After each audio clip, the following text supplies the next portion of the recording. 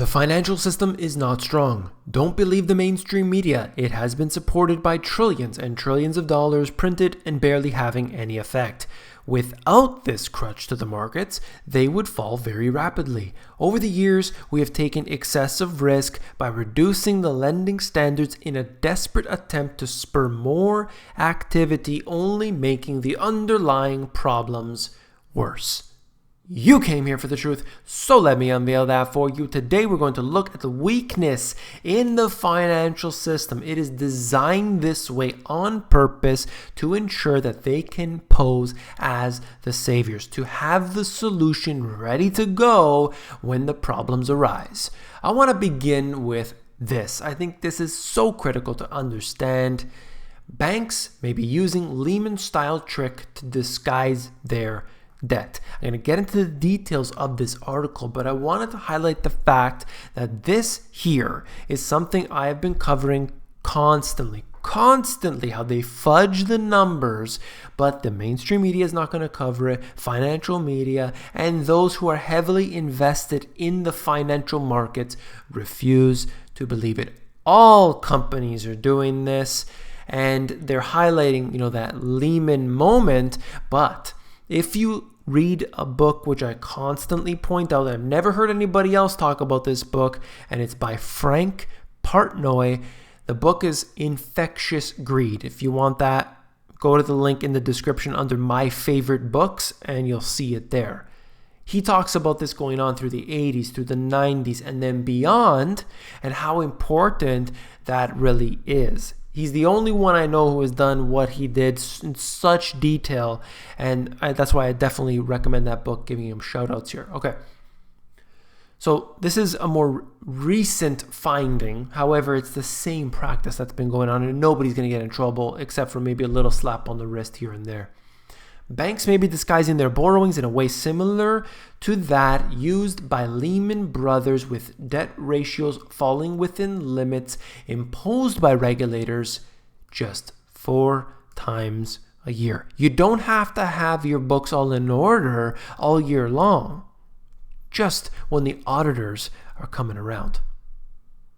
Lenders use repurchase agreements, known as repos, to massage down their assets as reporting dates approach, typically as quarters end, according to the biz.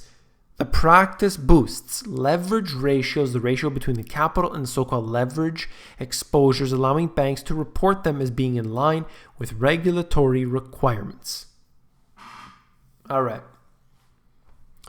This is what they do.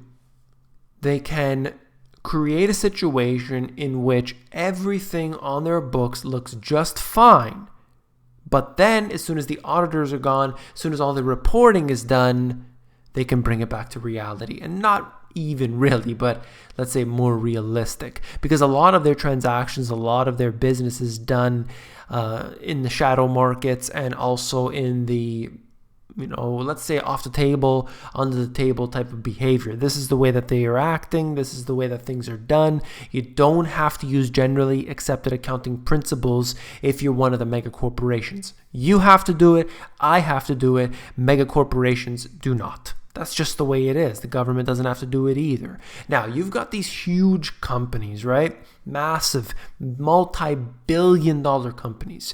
And they use that money, in order to basically generate a lot of control. And they can use that control to manipulate those in government. They can put their people in the places in government and make sure that everything stays in line with what their intentions are. Okay?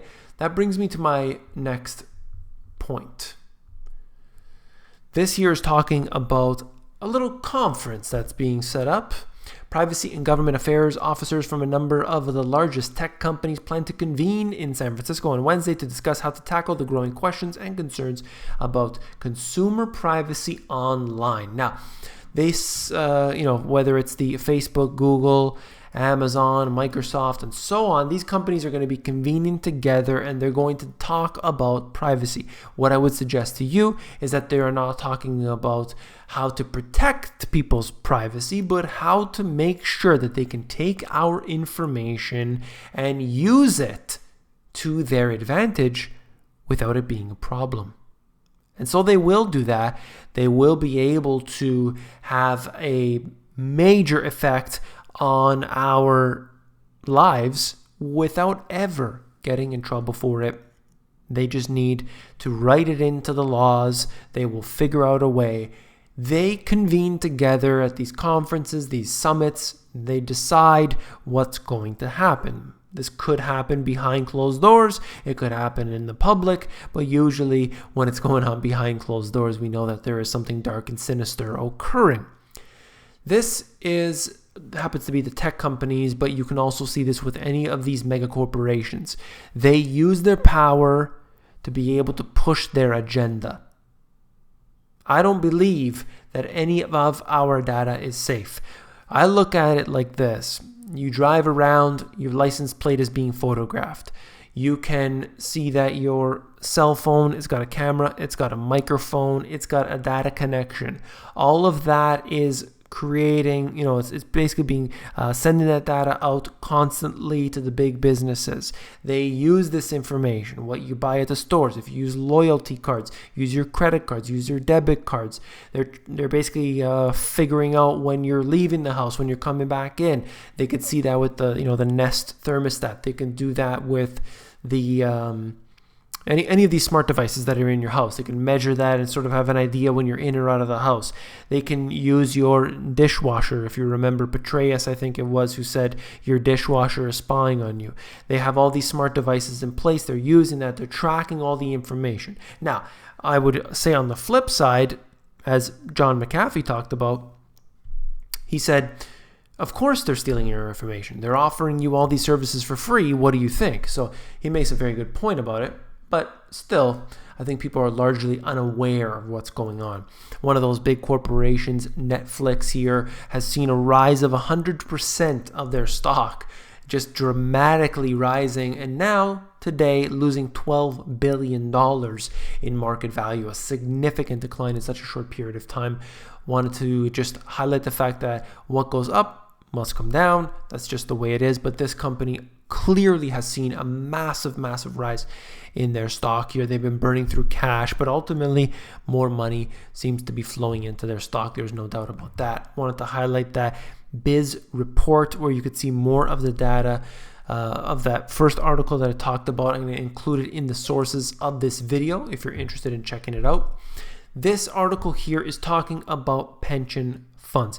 Pension funds are not going to be there one day, and they're going to be reduced until one day that they just simply will not exist. There's no way that they can keep up with it. They're already redlining. They're already bankrupt in some cases. They're already been cutting back in some cases. The sprawling agreement to boost government spending reached by Republicans and Democrats this month quietly included a step toward diffusing what could be a financial time bomb for 1.5 million retirees and hundreds of companies in the industrial Midwest and the South. All right, check this out. The deal creates a select congressional committee to craft what could effectively be a federal rescue bailout. Read this as the word bailout, of as many as 200 so-called multi-employer pension plans in which employers and labor unions band together to provide retirement benefits to employees. So, bailing out the pension plans. How does that sound? Do you like that idea? I'm sure if you got a pension coming to you or you currently have a pension, you'd probably say, sure. Maybe if you're 20, maybe if you're 30, you'd probably say, no, I don't want that to happen. It all depends on your current situation, your current financial situation as well. I would say to everybody that having people bail out, not the citizens, because remember, you're bailing out the pension plan. It's not the citizens. You're bailing out these institutions which have been playing with our money, gambling it, losing it, siphoning it off into their own pockets or anywhere else. And then you get a little drip. You get the crumbs. If you were to directly bail out the people involved, somehow, that people had to literally give a paycheck to those people, I bet you would get double, triple, quadruple, and so on more money in your paycheck. But that's not the way it works. It has to filter through an organization, an administration, and by the time it's all over, you just get the crumbs. Many of these plans are hurtling towards insolvency in the coming decade, with the benefits owed to retirees projected to swamp what the plans can afford to pay. And it goes on talking about that situation. I think this is not good to bail them out. I think they need to be phased out. That would be the best thing. Pay the people today and just admit it. Just say, all right, fine. We screwed up. We took the money. We used it to buy whatever it is that could cost all these billions of dollars. And so we're just going to say no more for the future. You're on your own. That will never happen. Oh well. Don't go anywhere. I'm going to talk about Greece. I'm going to talk about bailouts and so much more. Make sure you click on the link in the description for part 2 of this video. See you there.